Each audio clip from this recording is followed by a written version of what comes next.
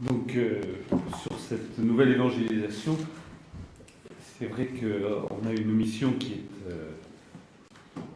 est exaltante, qui est extraordinaire, mais qui demande beaucoup aussi. Hein. C'est-à-dire on a beaucoup à donner, mais on a aussi beaucoup à recevoir. Donc, je vais reprendre un petit peu le texte de Veritatis Splendor, parce qu'il est sur ce point-là, il est assez clair. L'évangélisation est donc la nouvelle évangélisation comporte également l'annonce et la proposition morale. Donc on est sur un témoignage, mais un témoignage, le Père Bernard l'a dit, sur un témoignage de quelque chose de vivant et de quelque chose de vécu. Jésus lui-même, dans sa prédication du royaume de Dieu et de l'amour sauveur, a lancé l'appel à la foi et à la conversion. Comme pour les vérités de la foi et plus encore, la nouvelle évangélisation qui propose les fondements et le contenu de la morale chrétienne montre son authenticité et en même temps déploie toute sa force missionnaire lorsqu'elle est accomplie non seulement par le don de la parole proclamée, mais encore par la parole vécue. Donc vraiment c'est ce témoignage qui est essentiel pour la nouvelle évangélisation, et en particulier une vie dans la sainteté. Alors, c'est là où on comprend tout à fait ce que Jésus nous dit en disant « Soyez parfaits comme le Père est parfait ». Donc c'est une exigence très très importante dans cette nouvelle évangélisation, c'est de vivre pleinement ce qu'on a reçu, et vraiment c'est ce qui nous est demandé, donc de vivre cette vérité.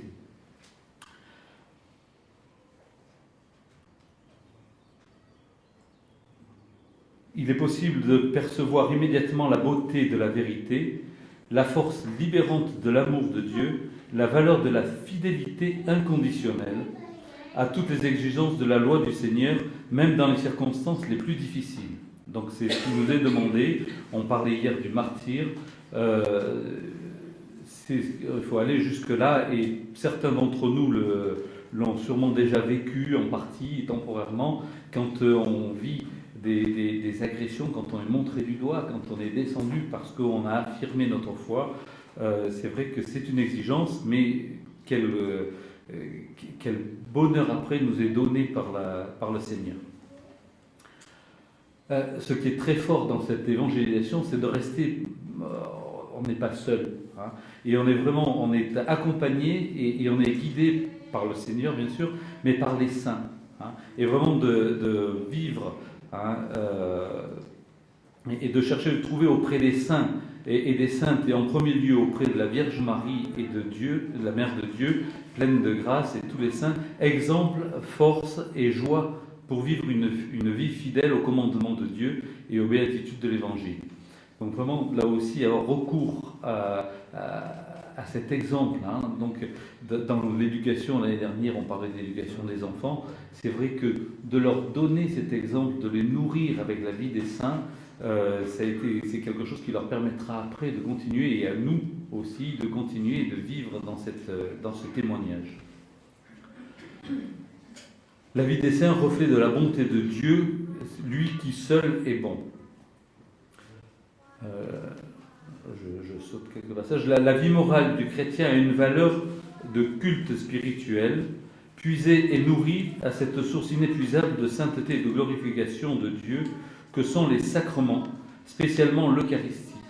Donc là aussi, quelque chose d'essentiel dans la nouvelle évangélisation, c'est qu'on ne pourra être témoin que si on va se nourrir. C'est Saint Bernard qui disait je ne donne rien, je ne redonne que ce que j'ai reçu. Hein. Donc on ne peut être témoin que si on vit pleinement notre foi et si on la nourrit, et donc la nourrir par les sacrements. Et c'est vrai que c'est une force extraordinaire quand on en a fait l'expérience. On a la chance avec Béatrice de pouvoir tous les matins aller à la messe, et vraiment pour nourrir notre journée, c'est vraiment une force extraordinaire. Et ça, je vous le porte en témoignage parce que régulièrement on a besoin de ça, et c'est vraiment quelque chose d'essentiel. Et puis les autres sacrements, bien sûr, la pénitence qui nous permet de nous remettre d'aplomb, etc. Enfin, de vivre ces sacrements, c'est vraiment quelque chose d'extraordinaire. C'est ce qui va nous donner cette force, hein, c'est ce qui nous nourrit. Dans l'exercice dans l'existence morale, on voit aussi à l'œuvre le service royal du chrétien. Nous sommes prêtres, prophètes et rois par notre baptême. Donc c'est vraiment quelque chose d'essentiel. Et de le savoir aussi, c'est quelque chose il faut le vivre. Et quand on le vit, on en fait tout à fait l'expérience. Le service royal du chrétien, plus il obéit avec l'aide de la grâce à la loi nouvelle de l'Esprit Saint, plus il grandit dans la liberté à laquelle il est appelé en servant la vérité, la charité et la justice. Bien. Donc ça, c'est les premiers points sur l'évangélisation qui sont vraiment importants. La source de la nouvelle évangélisation et de la vie morale nouvelle qu'elle propose est suscitée avec les fruits de l'activité missionnaire et de la sainteté. Il y a l'Esprit du Christ, principe et force de la fécondité de la Sainte Mère de l'Église. Donc là aussi, de savoir invoquer l'Esprit Saint, c'est ce qui vraiment donne la lumière. Et il faut vraiment faire l'expérience dans quand on est en situation et on y est au quotidien et en permanence, vraiment c'est de vivre avec l'Esprit Saint, de lui demander cette force. Et il nous la donne, il nous l'accorde, il suffit de demander.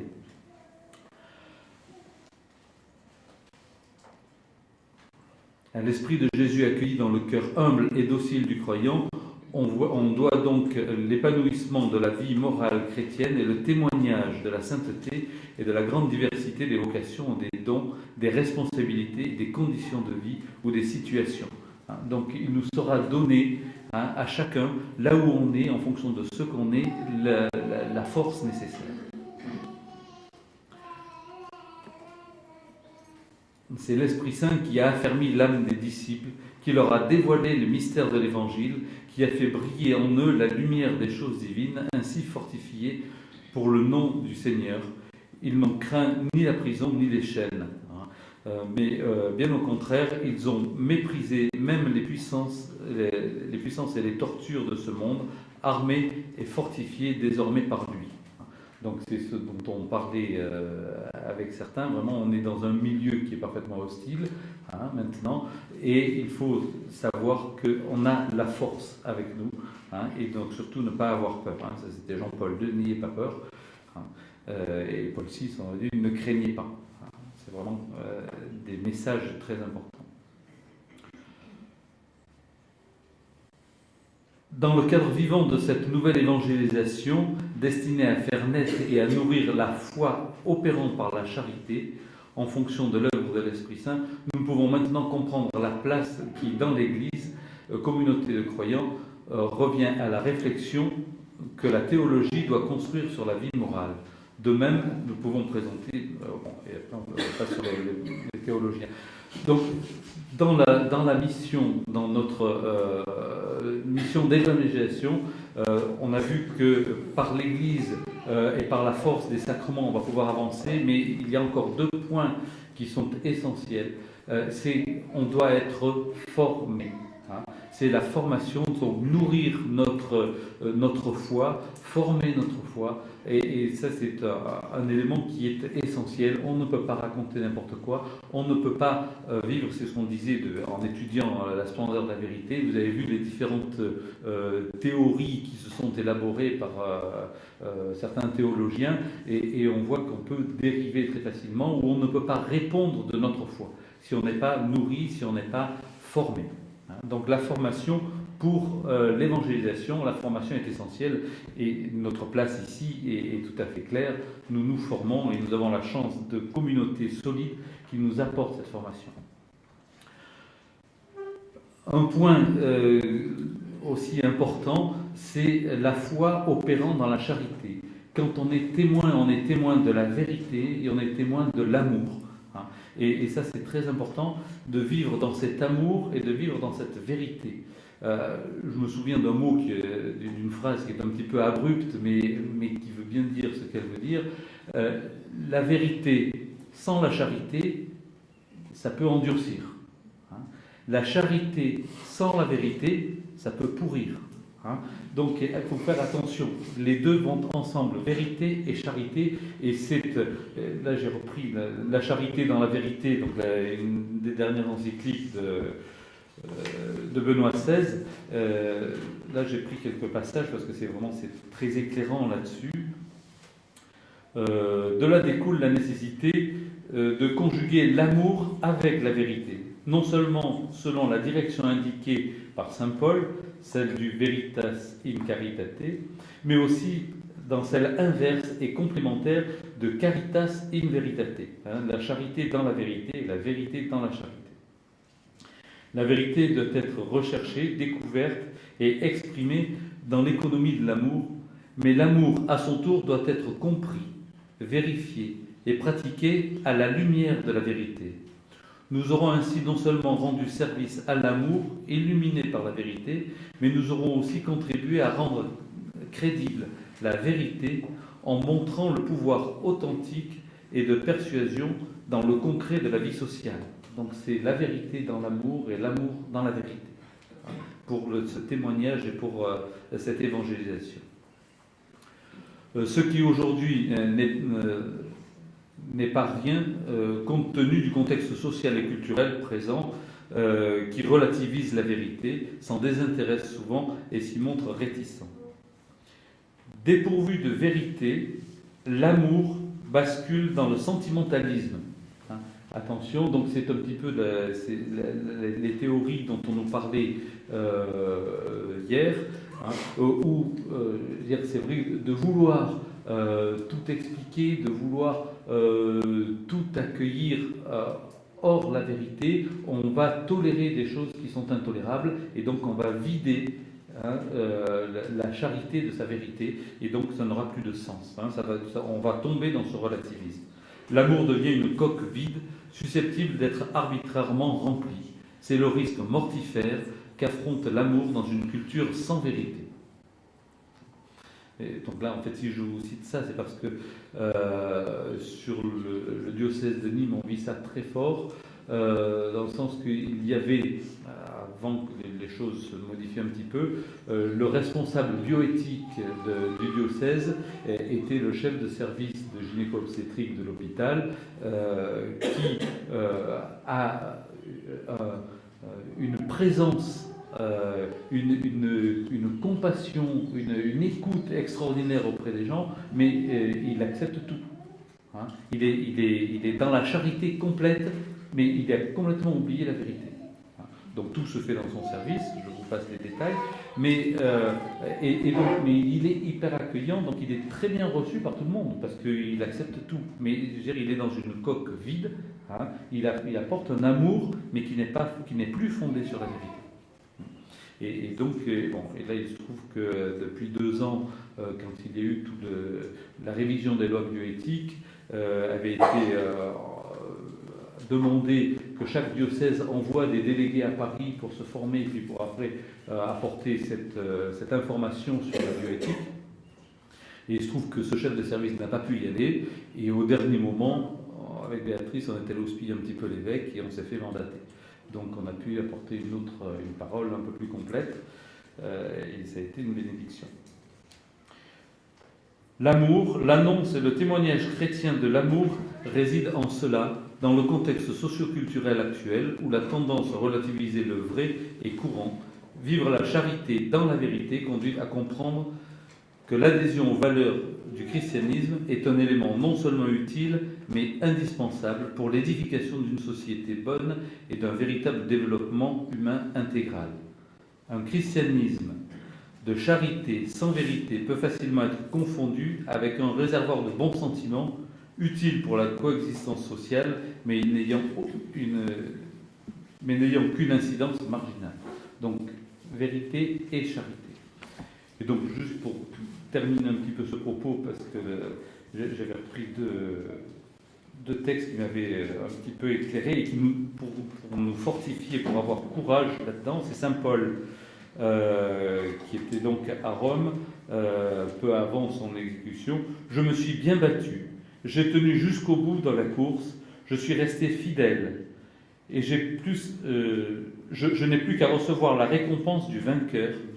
Dans sa justice, le Seigneur, le juge impartial, me la remettra ce jour-là, comme à tous ceux qui auront désiré avec amour sa manifestation dans la gloire. » Donc, soyons sûrs qu'au bout, on aura la récompense suprême.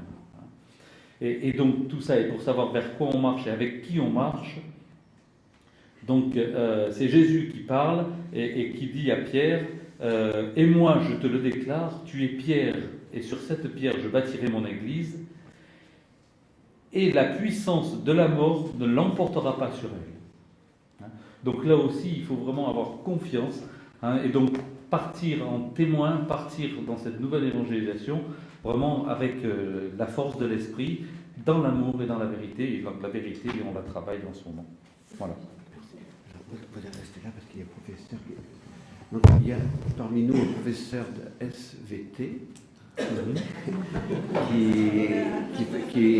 qui pourrait justement nous donner un petit peu son témoignage, et en même temps ça pourrait aussi être une occasion de répondre à une question qui peut se poser aussi pour les difficultés de son enseignement. Vous voulez venir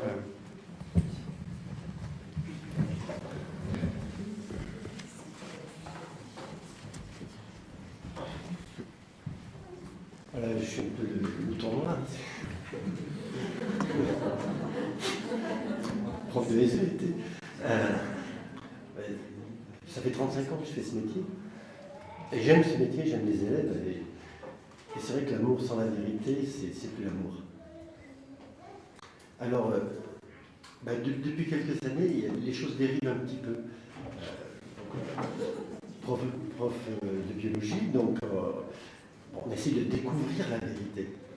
Et donc, la vérité n'est pas en opposition avec la foi. Et je crois que c'est Jean-Paul II qui le dit, la force de la vérité, c'est la vérité elle-même. Donc, en cherchant la vérité et en ayant la foi, je suis complètement tranquille. Ça, c'est assez important, puisque j'ai repéré 3 éléments qui sont un peu difficiles. Donc, depuis la réforme des lycées, par exemple en seconde, l'année passée, en seconde, on doit traiter de l'évolution. Bon, c'est très bien, l'évolution. Et on a eu une formation avec l'inspecteur, qui à un moment nous a dit comme ça, mais bon, faites ce que vous voulez, mais il n'y a pas quelqu'un au-dessus qui. Ouais, voilà. Alors, que faire avec ça? Moi, je suis tout à fait tranquille, et chaque fois que j'emploie le mot évolution, je mets ça dans le cadre de la théorie de l'évolution. Et de plus en plus, je suis amené à dire la chose suivante, la vérité scientifique est une vérité provisoire, elle s'inscrit dans des modèles. On travaille de plus en plus en termes de modèles. Et tant que le modèle, on n'a pas vérifié qu'il était faux, il est provisoirement juste. Alors c'est comme ça. Et donc je parle toujours de la théorie de l'évolution. Voilà, je dis dans le cadre de la théorie de l'évolution. Et ce que je dis, il y a vraiment, je dis au moins une fois par semaine, la vérité, elle est. La vérité existe. Nous sommes des chercheurs de vérité. Voilà, je crois que c'est important de dire que la vérité ne se débat pas. On peut débattre peut-être sur les moyens de la recherche, cette vérité, mais il faut bien ancrer dans la tête des jeunes que la vérité, elle est... Et que ce qu'on dit scientifiquement, et ça peut paraître paradoxal, mais c'est relatif. Et de plus en plus, il me semble qu'on est de moins en moins scientifique et de plus en plus scientiste. On enferme les choses dans des théories. Voilà, alors moi je suis un petit prof dans un petit lycée. Voilà, je fais ce que je peux avec les élèves qui me sont confiés. Voilà. Et peut-être aussi avec les profs qui sont mes collègues. Je crois qu'il ne faut pas condamner, les autres, il faut discuter. Et c'est vrai qu'il faut être cohérent. On a la foi, on se doit d'être un peu des modèles, enfin, tout humblement. Alors, il y a un deuxième point qui est un petit peu difficile, c'est tout ce qui est lié à la procréation. Alors j'ai commencé à préparer des programmes de première S. Il me semble que je n'ai pas vu le mot procréation, mais je retrouve le mot reproduction. Alors, je vais dire encore autre chose. Et, bon, mon témoignage est tout à fait simple. Moi, prof de biologie, je dois rester dans mon cadre de la biologie. Hein. Et ce que je leur dis, bah, écoutez, la biologie a montré quelque chose d'assez merveilleux, c'est que l'individu, il se forme à la fécondation.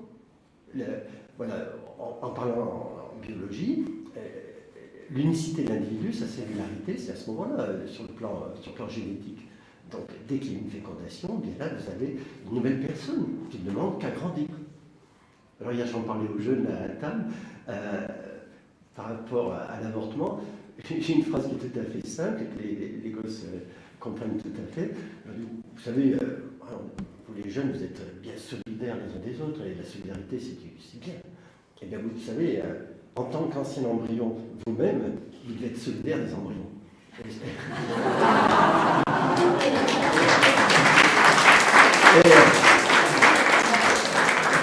Il n'y a pas besoin de faire d'autres discours, ils ont compris. On peut rajouter que nous avons la chance d'être nés, qui sont passés au travers du filtre. Et, voilà, et je pense que ils le perçoivent au fond d'eux-mêmes. Voilà, ils ont eu la chance de naître. C'est quand même pas rien pour cette génération. C'est pas rien. Voilà. Alors, on doit traiter aussi la contraception. Alors, j'ai regardé les cours, la pilule du lendemain et du surlendemain, comme on dit maintenant, on appelle ça de la contraception. Contraception, oui, j'appelle ça contraception. Mais alors, c'est une erreur. c'est un peu comme le serpent avec la païenne. C'est un mensonge, mais qui dit la vérité, enfin, comment dirais-je. Ils disent comme ça, ces méthodes peuvent aussi empêcher l'ovulation. Donc, du coup, on est dans la contraception. Voilà. Donc, on tord le langage. C'est ce qui me fait le plus de mal, c'est ces torsions de langage que l'on fait. Voilà. Parce qu'il faut... Voilà. Je ne sais pas quel but il y a là derrière. Et puis, donc, il y a la théorie du genre, maintenant, qui arrive. Alors, c'est nouveau, ça vient de sortir. C'est ton train de ça. Alors, la première réflexion qui m'est venue, c'est en SPT. Et donc, du coup, à la base, en quelque sorte, il y a une espèce de caution scientifique. Ouais. Les sciences nous disent, il y a la théorie du genre, donc c'est vrai, puisque c'est en science, et que la science dit la vérité. Donc c'est pour ça que c'est un peu piégé un petit peu au départ. Alors la question du livre, j'en ai un peu parlé aux collègues, on a choisi Noël Pire, puisqu'il y avait une pression, il faut donner les listes de livres avant telle date. Donc voilà, je crois que c'est le Hatier, il me semble. Enfin, le Belin, c'est assez épouvantable. En tant que prof de sciences, je suis un peu choqué, puisqu'on se réfère par rapport à des affiches de cinématographes, des choses comme ça, par rapport à des œuvres de fiction et d'imaginaire, et qui sont là, et puis on débat. Et j'allais dire, et nous avons des moyens pédagogiques pour ensuite pour faire avaler ceci. Alors j'ai eu une réflexion collègue assez intéressante. Elle m'a dit, mais enfin, moi j'ai un garçon, une fille, mais c'est pas la même chose, quoi.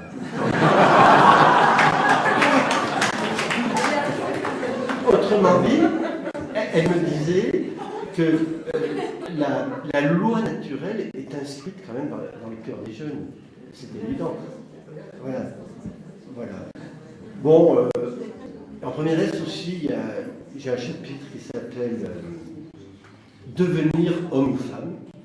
Alors, j'ai traduit ça en les différences biologiques entre un sexe masculin et un sexe féminin. C'est tout, quoi. Voilà. Mais devenir homme ou femme, vous voyez, comme c'est un petit peu tordu, pervers.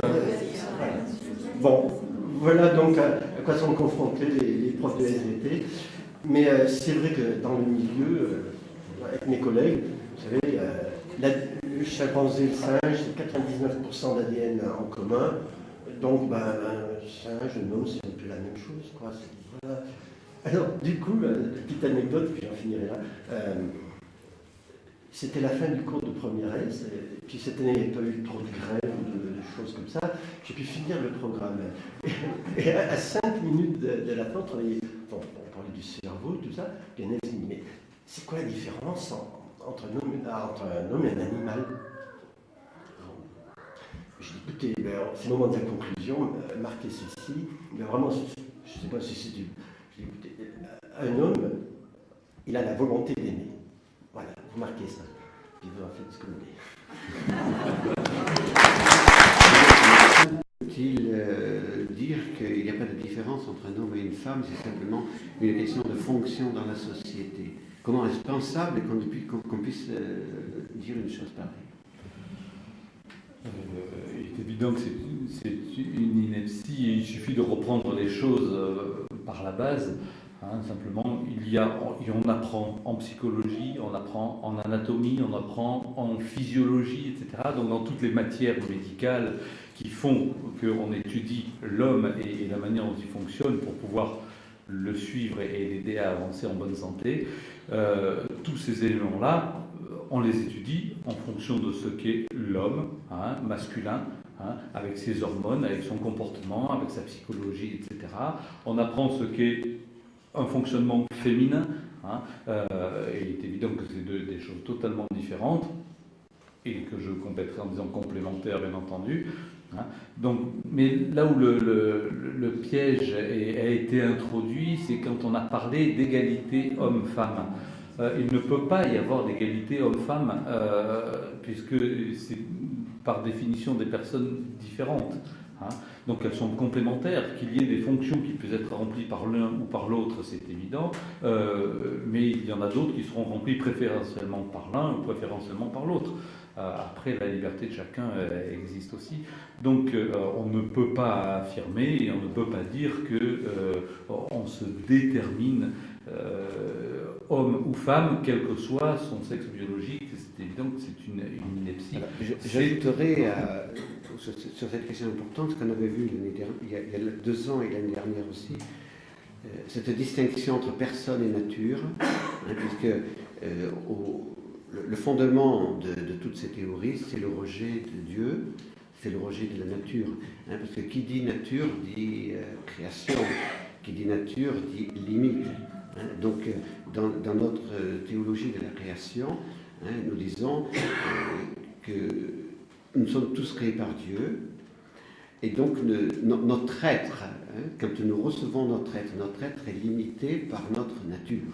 C'est-à-dire qu'un ange n'est pas un homme, Pierre n'est pas Paul, etc. Donc ma nature, qu'elle m'appelle l'essence aussi en philosophie, limite mon existence. Et donc je ne peux devenir que ce que je suis. Donc oui, deviens homme, deviens femme, parce que ma nature, homme et femme. Alors au niveau de la dignité, c'est pour ça qu'il faudra que dans les années à venir, on puisse faire une session sur cette question de la dignité de la personne et de la complémentarité au niveau des natures.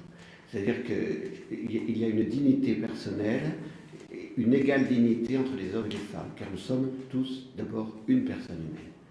Et cette personne humaine, eh bien, elle est... Alors c'est là que dans la philosophie, même thomiste et la philosophie, il y a du développement à réaliser pour distinguer la nature féminine et la nature masculine, ce qui n'a pas été suffisamment développé, parce que les philosophes étaient surtout des hommes, et que donc nous avons quand même maintenant, avec une Edith Stein, des apports justement qui pourront permettre ce développement justement pour bien distinguer cette complémentarité entre la nature féminine et la nature masculine. Et c'est Jean-Paul II qui a fait les plus beaux développements dans la théologie du corps, puisque justement nous sommes là pour comprendre tout cela, il faut le comprendre dans le mystère trinitaire. Et c'est ce mystère trinitaire qui nous permet de comprendre qu'il y a une nature unique en Dieu, avec une pluralité de personnes, et que dans la création de l'homme n'est pas créé comme un individu.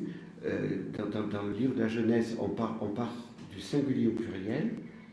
Donc, il le créa à l'image de Dieu, et homme et femme, il le créa. Donc, tout de suite, on passe du singulier au pluriel. Donc, il y a une nature unique, et ensuite, il y a cette distinction homme et femme. Nous sommes là aussi devant un mystère, et nous sommes là devant un mystère de la création. Et je veux dire qu'il faut une certaine humilité de l'esprit et du cœur, pour accepter que nous ne sommes pas des dieux. Car finalement, qu'est-ce que le péché originel? Le péché originel, tel que l'a interprété Jean-Paul II dans le livre de la Genèse, le péché originel, c'est de vouloir être Dieu. Vous serez comme des dieux. Voilà. Et donc ici, eh bien, nous sommes toujours au même point de départ. Nous voulons être comme des dieux. Nous n'acceptons pas d'avoir une nature limitée. Et c'était tout à fait ce que disait Jean-Paul Sartre. Jean-Paul Sartre, je suis l'existence et mon essence, c'est moi qui me la donne. Donc, je vais devenir ce que je veux devenir. Voilà. Et vous parliez hier, d'ailleurs, vous vouliez rajouter quelque chose. Vous avez parlé hier soir de Jacques Perret. Jacques Perret était un homme excessivement humble, vrai. Et M. Soulages demandait toujours à Jacques Perret ce qu'il pensait. Et un jour, on a fait donc une présentation de Jean-Paul Sartre. Ça m'a marqué profondément. Et donc, à la fin de cette présentation, M. Soulages a dit ici, il y a quelqu'un qui a très bien connu Jean-Paul Sartre, puisqu'il était avec lui à l'école normale. Monsieur Perret, voulez-vous venir nous dire ce que vous pensez de Jean-Paul Sartre? Monsieur Perret n'a jamais fait de critique de qui que ce soit, du moins jamais de jugement de valeur. Il a dit, je vous dirais simplement ceci, c'était un être abject. J'ai jamais vu M. Perret aussi, voilà. Une colère rentrée. Une colère rentrée, ne voulant pas évidemment manquer la charité, mais voulant quand même dire aux gens qu'il ne fallait pas du tout, on ne pouvait en aucun cas faire confiance à Jean-Paul Sartre, même comme être humain. Il l'avait connu à l'école normale, très bien. Et il ne faut pas oublier que Jean-Paul Sartre a fait le choix du refus de Dieu. Il a fait le choix explicite du refus de Dieu. Tu m'as créé libre, je ne retournerai pas sous ta loi. Vous comprenez? Et ce que nous avons aujourd'hui avec la théorie du gender, c'est une continuation de tout cela. Il y a un rejet de la nature au départ. Et de Simone de Beauvoir. Et de Simone de Beauvoir, tout à fait. Commencer avec cette théorie-là. Oui, un petit point que me faisait préciser le frère. Et ce que vous disiez tout à l'heure, là, sur des petits points scientifiques par rapport à que ce soit sur l'évolution, que ce soit sur le début de la vie, etc. Il est évident, scientifiquement sur le début de la vie, c'est ce que vous disiez, mais c'est que l'être humain commence à la fécondation. C'est évident que scientifiquement, c'est parfaitement prouvé, c'est à la conjonction des deux patrimoines génétiques, du spermatozoïde et de l'ovule, quand ces deux noyaux se rencontrent et se fusionnent, où là on a un être nouveau, unique, et qui est parfaitement reconnaissable et identifiable, puisque maintenant vous connaissez toute la police scientifique qui va déterminer avec l'ADN, etc. Il est évident que là, il est parfaitement identifiable dès la fécondation, puisque c'est à ce moment-là qu'il trouve sa naissance. Donc ça, le point très important, l'être humain commence à la fécondation. Et après, on a un continuum. Il n'y a jamais, ce qui est très important, c'est de savoir que de la fécondation jusqu'à sa mort naturelle, il y a un continuum sans aucun élément de plus. Il ne va plus rien, il va grandir, il va croître, il va maturer, etc. Mais il n'y a aucune étape autre qui puisse lui changer sa nature. Il n'y a rien. Alors, il est évident qu'un embryon, c'est un embryon, il n'a pas encore complètement l'aspect qu'on a maintenant, au même titre qu'un nouveau-né, il n'a pas l'aspect d'un adolescent, et l'adolescent n'a pas l'aspect d'une personne de 50 ans ou d'une personne plus âgée. Donc, je veux dire, on a une évolution permanente de la fécondation jusqu'à notre mort naturelle, et c'est un continuum. Alors après, arbitrairement, et là c'est l'arbitraire pur, qui n'a plus aucun autre repère, qui va dire, c'est l'arbitraire qui peut être scientifique, c'est-à-dire qu'on sait qu'à la 4e semaine, les cellules cardiaques battent, donc le cœur bat. À la 6e semaine, le système neurologique commence à être en place, etc. Donc on a des étapes dans le développement. Hein.